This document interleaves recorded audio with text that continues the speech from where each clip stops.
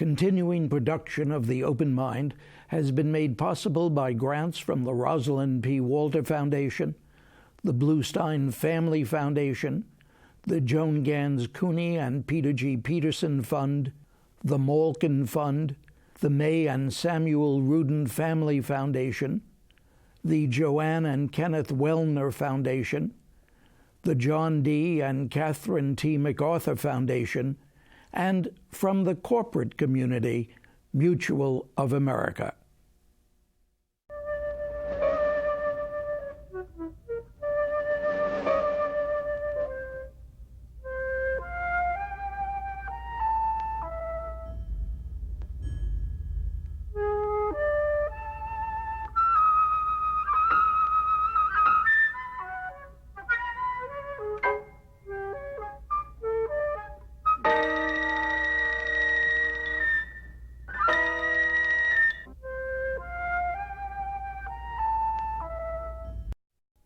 I'm Richard Heffner, your host on The Open Mind, and today's guest has joined me here several times before. The first, shortly after that infamous terrorist killing day, 9/11. Now professor of applied psychology and public policy at New York University, Dr. Lawrence Aber was associated then with Columbia University's National Center for Children in Poverty and its Institute for Child and Family Policies. My guest's concern was then and remains now how best we can protect our nation's children from the trauma of terrorism, the trauma of war itself as an instrument of national policy, of exposure to violence of any kind, the trauma of poverty and hunger, certainly of inadequate education, of whatever have you that's clearly toxic and that impacts negatively upon our young and particularly our less protected, poorer kids, and then upon the adults they become. Indeed, just a couple of years ago, an open-mind conversation with Larry Aber built upon a quite provocative lead piece he had written for an American Prospect special report titled Life Chances, the Case for Early Investment in Our Kids. The point he made so compellingly then was that we must change the climate of early childhood in America, and that some national political leader must step up to make the case, scientific as well as philosophical, for adequate, equitable public and private investments in early childhood. Clearly, my guest believes that now the scientific research data have been gathered to warrant such investments, and I believe he believes that Barack Obama is the national political leader who can and shall provide the necessary leadership to do what must be done, even though, as Professor Aber has written recently, children can't vote, and households with children are a declining proportion of all American households. Two facts that help explain the historical political weakness of the children's movement and the disproportionately small share of federal spending devoted to children, as well as the decline in federal investments in children over most of the last decade, even though children are 100% of our nation's future. All of this from an advanced draft I've just read of a paper by Professor Aber and a colleague that will be delivered a few days after we record this program. They'll deliver it at a Washington conference on what's next in matters relating to poverty after the Obama stimulus program.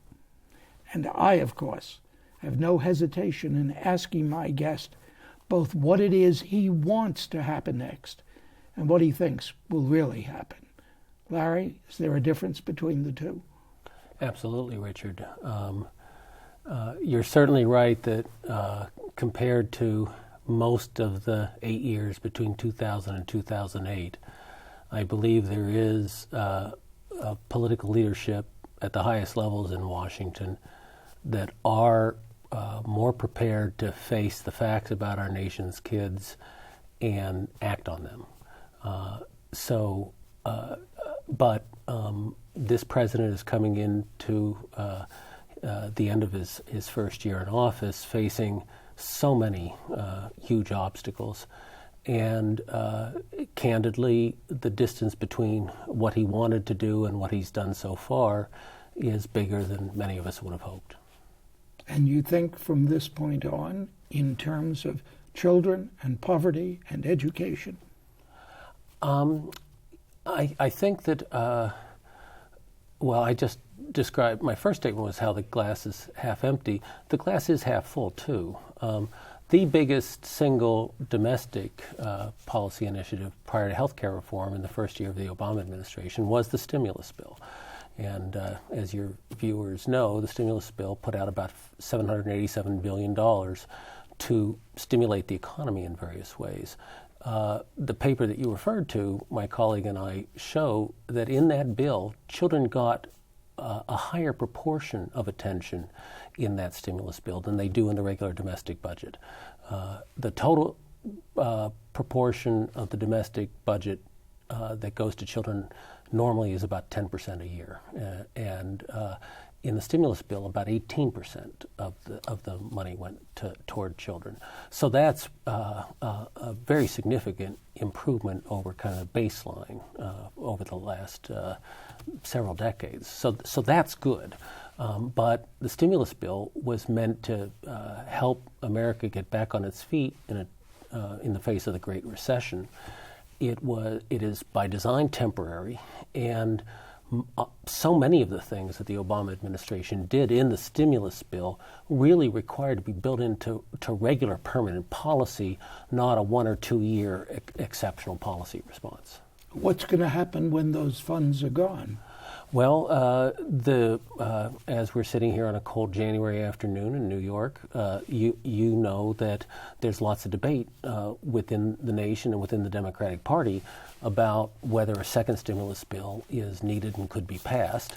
I believe that a second form of stimulus bill is more than merited. It's merited both to consolidate the progress that we've made under the first stimulus bill, and it's necessary as a transition to a form of a federal budget that, in this particular case, does what we need for kids. And there's big gaps between what's been being done and what needs to be done. You're satisfied, I gather, that we know now, we have the fact-based evidence or the evidence-based ideas on which to act for children.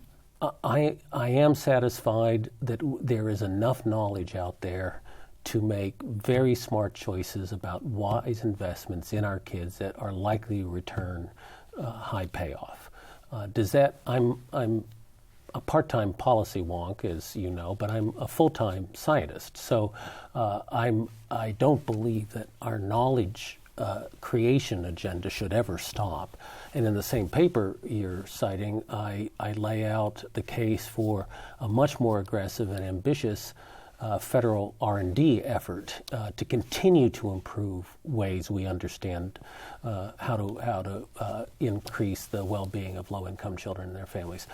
But we could stop research today and for years continue to fill in the gap between what we know today and what we're actually doing.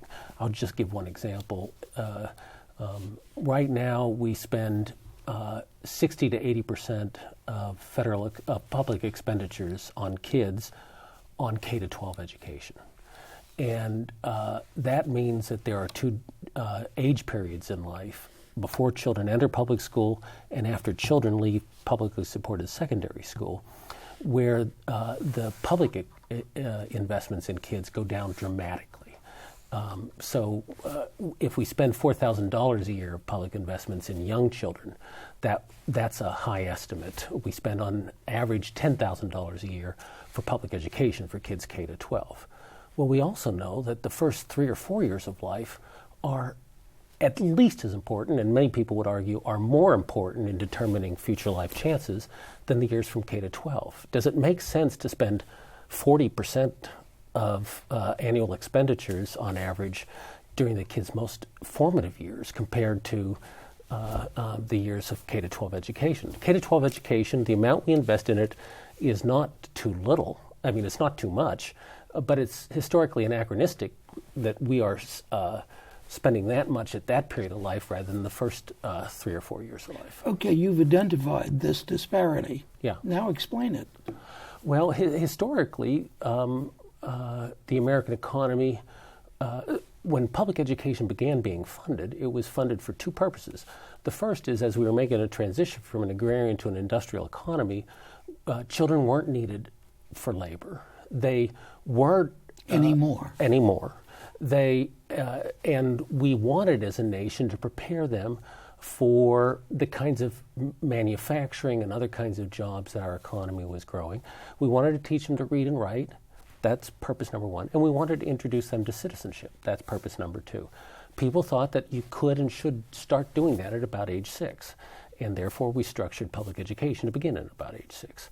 We now know that children learn in utero, learn rapidly throughout the first year of life, and that by the time children are 3, a child in a middle class or upper income family has 3 times the working vocabulary as a child in a poor family, 3 times as many words. Then they go into preschool, and you and I know just rationally, if a child goes into preschool knowing 3 times as many words as another child, that's an unequal start at the schoolhouse door. So it is of great public interest what we do in the first 3 years of life. Now, you add to that the fact that we invest least at the period of time when low-income families are the least prepared to invest in their own children. So public education has an equalizing effect on children's chances in America. Well, we don't have that in the first 3 years of life. It puts the children of low-income parents at a very conspicuous disadvantage. Larry, some weeks ago, Joan Ganz Cooney, who began Sesame Street all those many years ago, celebrated the 40th anniversary here with us. What happened to the knowledge we were developing, and there was scientific knowledge being developed back in those years? A half century ago, we were beginning to be focused on that. Yeah. Now you're doing it again, and you're satisfied that we know enough. We know enough to make wise investments. We know enough to make wise investments. That's right. Well, the relationship between what we know and what we act upon has bedeviled philosophers for millennia. The epistemology ethics gap. I think there's a difference between cool, pure knowledge and actionable knowledge. We knew that children were falling behind 3 decades, 4 decades ago. We had beginning ideas about how to close that gap with things like Head Start. But they were, in historical context, educated guesses. And our first attempts to create interventions were crude. They were well-meaning. They had some good ideas and some bad ideas. But we neither really understood the deep processes that influence children's early development, nor were we good at the kind of engineering aspects of creating programs and experiences and structures that could faithfully and in a high-quality way provide children with the nutrients, the experiential nutrients that they need to thrive. And all those things have changed.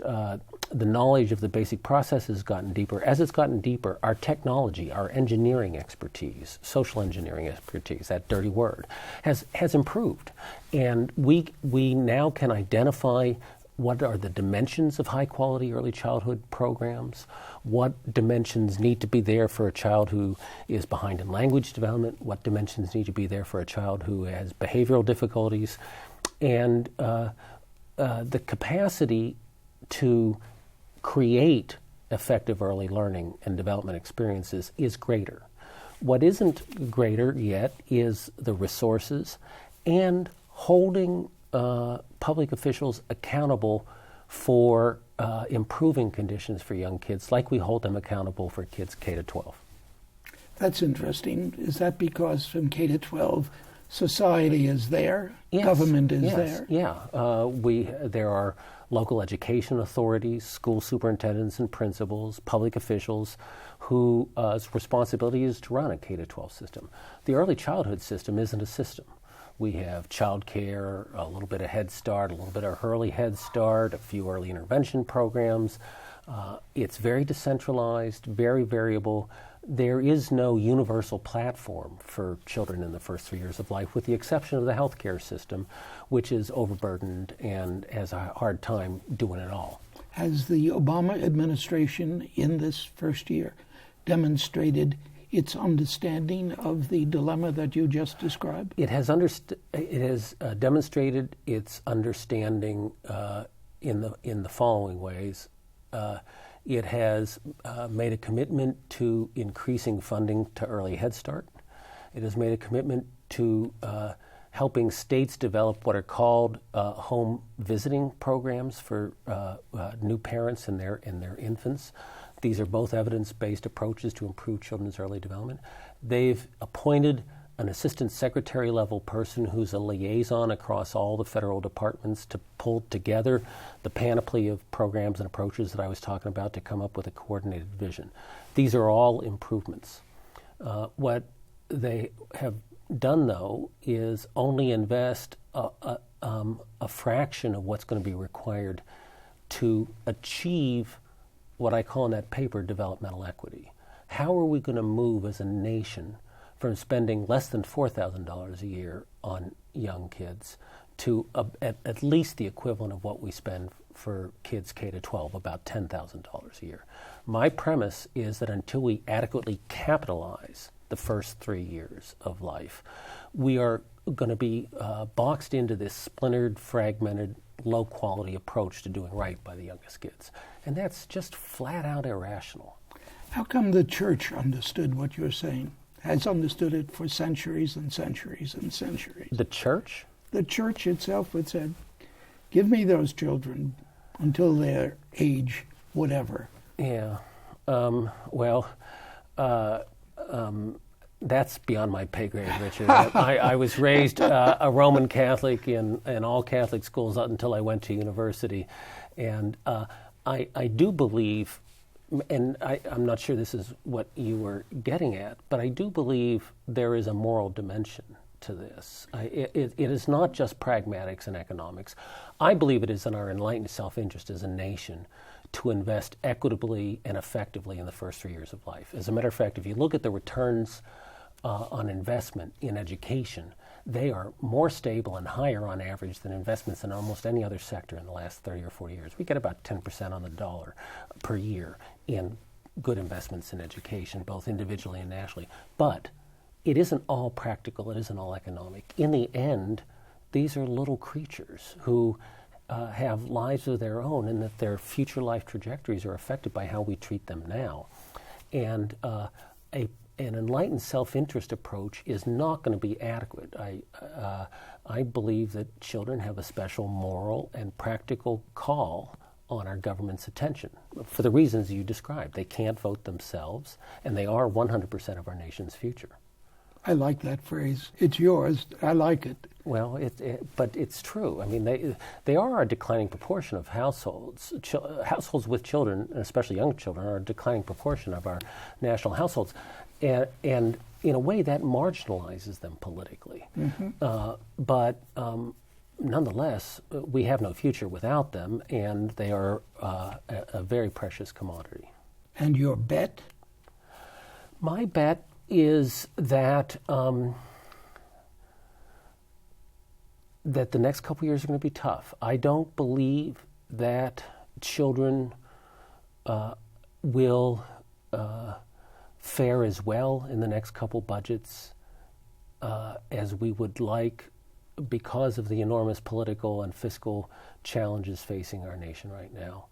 But I believe they'll fare better than they would have under previous conditions.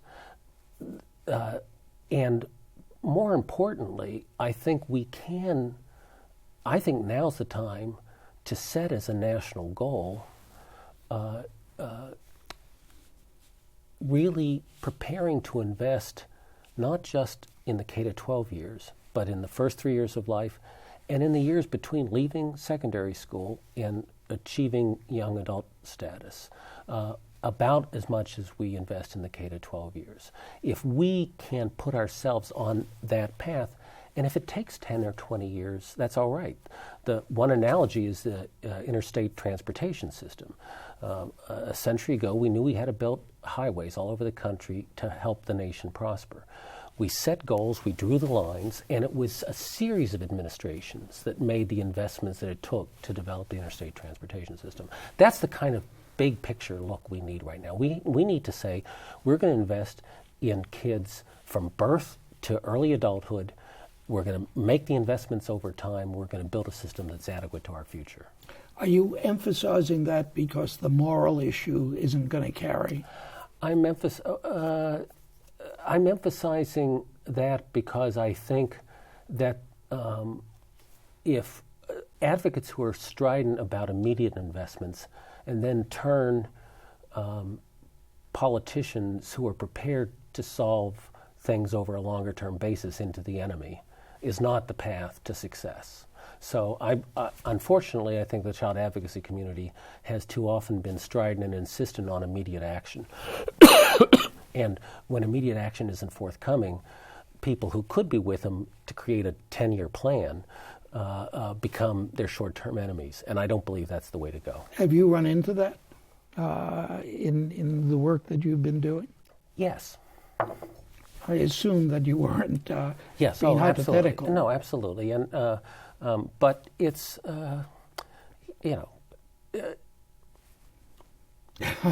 What are you going to say, Larry? Let me ask you a question. Take you off the hook for a minute. What about other peoples? What about other people in developed countries, our peers? What are their approaches to this, and what do they do? Well, it's a great question, and it's a sign that we are in the early 21st century that your viewers might not even be interested in it. 30, 40 years ago, anytime people mentioned how other developed nations treated their kids, it was a yawn and a ho-hum, or all those are Scandinavians. They're socialists, and they're not like us. So, but we now know a lot from comparative policy research. And I'll say three things. One is in a league table of the 25 richest nations in the world. America comes out about 22nd or 23rd from the top, one or two from the bottom in the well-being of our kids. So even though we are the richest nation in the world, among the top 25 nations, we are coming in near the bottom in how our children are doing. And I'll bet we don't know that. We don't know that. UNICEF has advertised this quite broadly, but our children are poorer and sicker and more unhappy and more worried than they need to be. And less well educated. The second is that at least one of the ways other countries deal with this is not accepting the idea that if you want excellence in your education and your public policy system, you have to trade off equity. There's an American belief that excellence only comes with unequal treatment, and that if you provide equal treatment, that's the path to lower performance and lower quality. There's now very strong evidence that you can devise strategies that simultaneously pursue the goal of excellence and equity. And they have really created in their education systems ways of pursuing excellence and equity at the same time. And the third thing I'd say is one of the things that is most glaringly different about us and most of the other 25 countries is how high our child poverty rates are. Just the thing we're beginning to talk about at the beginning of the conversation. 18% of America's kids living in families with incomes below the poverty line, which is in the low 20,000s right now. That's higher than most of these other nations. How do the other nations solve that? They solve it with a thing called a child or family allowance. Other governments recognize the cost of raising children and subsidize families for the cost of raising children. That single policy difference explains most of the difference between our child poverty rates and other nations' child poverty rates, and in turn explains a big part of the difference between our children's well-being and other nations' well-being. We once spoke about that. I don't mean you and I at this table, but as a nation, We were once much more involved in that understanding, weren't we? I think that in the 60s there was a sense of that, and and I think it's coming back. I think that the excess on Wall Street, the increasing understanding that our healthcare system is not the same system for all Americans, and there's vast inequities in that. I believe that America is becoming concerned again with inequality, not just lack of opportunity. I'm glad that you're talking to people who feel that way. I'm not talking to people who feel that way. Yes, they read it, they hear it, but I don't know that they really give a damn. The polling data I've seen suggests that there is a growing awareness of this again. Whether it's going to be adequate to the task, only the Lord knows. And it is on a moral basis that you're talking about this, not. Well, it's both actually. There's actually fascinating research that take a really hard indicator of human well-being, life expectancy. If you look across all the nations of the world and you look across multiple historical epochs, life expectancy goes up with average per capita GDP in a country or in a community from 0 GDP per person a year to $5,000 GDP, gross domestic product, per person per year. So life expectancy is strongly improved by increase in absolute income in the bottom range.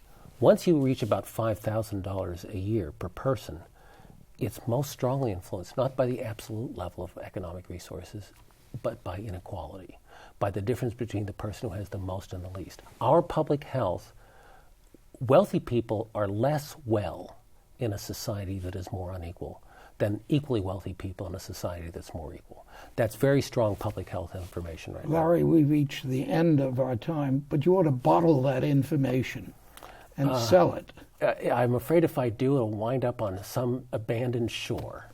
Larry Aber, thank you very much for joining me today. Thank you, Richard. It's always a pleasure.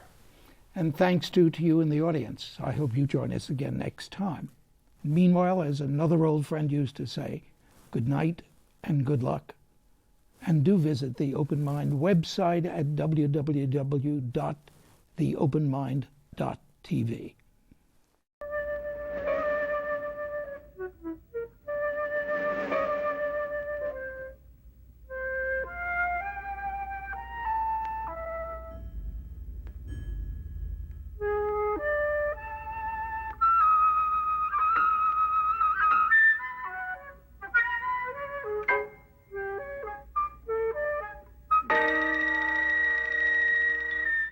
Continuing production of The Open Mind has been made possible by grants from the Rosalind P. Walter Foundation, the Bluestein Family Foundation, the Joan Ganz Cooney and Peter G. Peterson Fund, the Malkin Fund, the May and Samuel Rudin Family Foundation, the JoAnn and Kenneth Wellner Foundation, the John D. and Catherine T. MacArthur Foundation, and from the corporate community, Mutual of America.